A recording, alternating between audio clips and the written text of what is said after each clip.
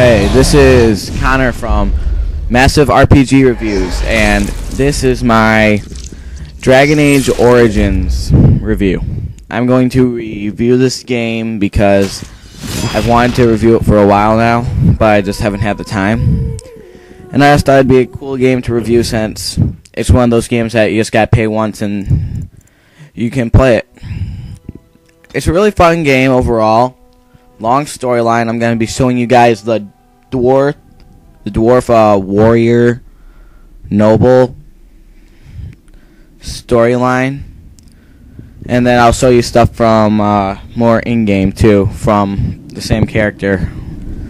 Should be a fun experience. Should be at least 3 parts, maybe 4 or 5, depending on how long it takes. But I will shut up now so you can hear the stuff here.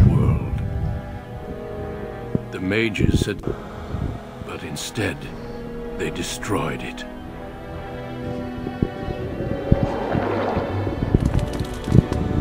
They were cast out, twisted and cursed by their own corruption. They returned as monsters, the first of the Darkspawn.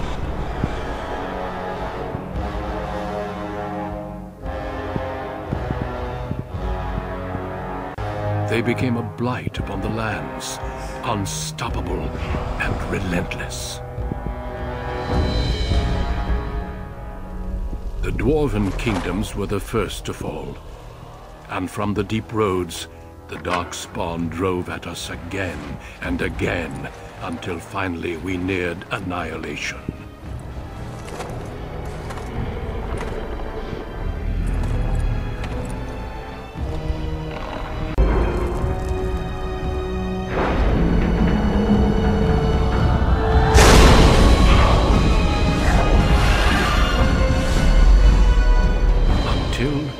The Grey Wardens came. Men and women from every race, warriors and mages, barbarians and kings. The Grey Wardens sacrificed everything to stem the tide of darkness, and prevailed.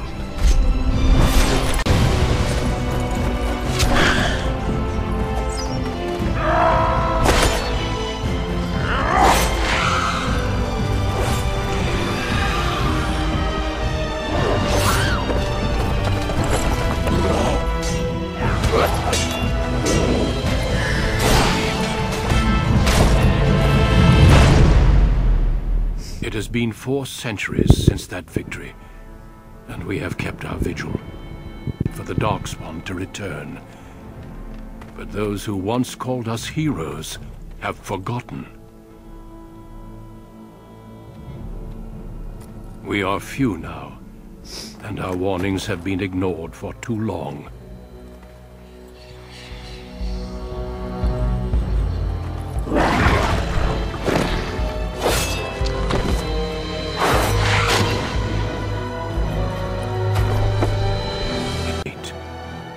For I have seen with my own eyes what lies on the horizon. Maker, help us all. Okay, I'm gonna jump in now. Yeah, sorry for the choppiness. I'm using fraps and I'm not too good at it still. Yeah, now here's a character creation. You can either be a dwarf, human, or an elf, male or female. The humans can only be nobles, while the can either be just a noble, or for mages they all start out in as an arcane tower. The elves can either be a city elf or a Dalish elf. I prefer the Dalish elf over city elf, just because the city elf storyline is just really weird. But yeah. Then the dwarves can be a commoner or a noble. I prefer the noble because they're kind of cool looking with their armor. Then everyone else just gets that little weird basic armor, which, besides the mage, which I think is kind of funny. There might be a little problem here with my class because I forgot what type of class. There's different presets you can choose, but overall you can just choose your different like how you want your voice to be, your skin. It's really deep personalization. I just decided to be lazy for this. Just kind of time saving. Yeah, it's kind of cool. I am going to name this guy Belloc when it shows it, since I'm kind of winging it here. It's just kind of... Yeah, you can also mess around with your portrait so it can tell like how you look and stuff to other people. It's kind of cool. Yeah, I noticed I was a rogue at the skill stuff because I had poison and warriors aren't supposed to have that. And yeah, so I just decided to go back, and then I went back too far and other stuff. So yeah, if you see a little kind of weird thing happen, don't worry, it's just me failing epically. Oh well.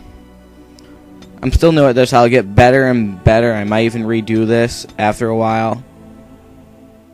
And I'll probably even show you stuff from, like, if you haven't played the game, even more deeper into the game. Yeah, see, you have some basic like skills like coercion is where you talk better, stealing, self-explanatory, trap making, make traps, survival I don't know about yet because I haven't done anything with it. Then herbalism is potions, poison making, self-explanatory. Combat tactics is like something weird that I don't understand fully. Then combat training allows you to use stronger abilities. It's here where I realized that I was a rogue. So then I start going previous, and I screw up at this point. Then I go back, How do you do some stuff, and then I show you all the different voices and stuff. Yeah, I kind of failed at this point. But sorry, and if I sound like I'm high or something, sorry. It's just my mic and how I sound on the mic all the time. Yeah, so sorry about that. I must try another tactic.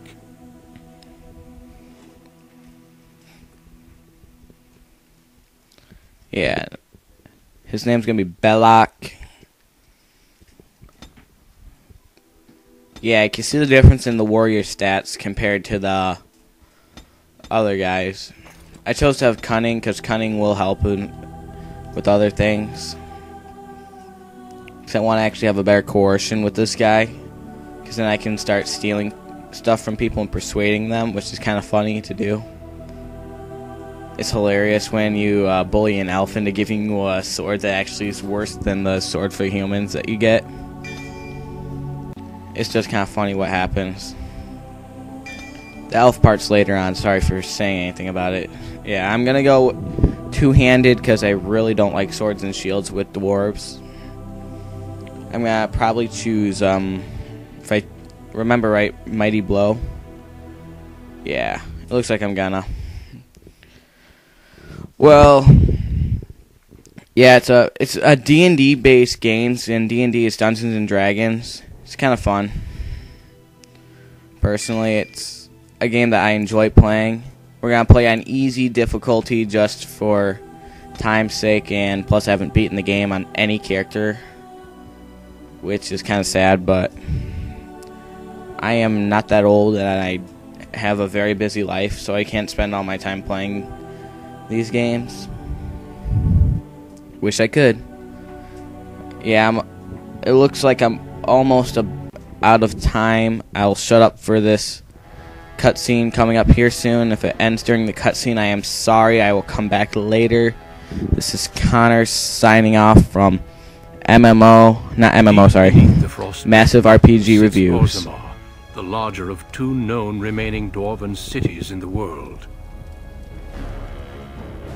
Orzammar was once the seat of a major empire connected by tunnels called Deep Roads, which stretched.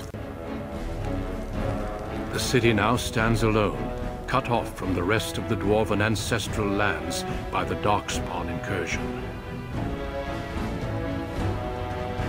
Secure in Orzammar's impregnable construction, the dwarven noble houses continue their centuries-old power struggles. Assassination and blackmail are commonplace, but the appearance of honor is paramount. Okay, that's the end of part 1. Part 2's on the way, whatever. Yeah, sorry for cutting off.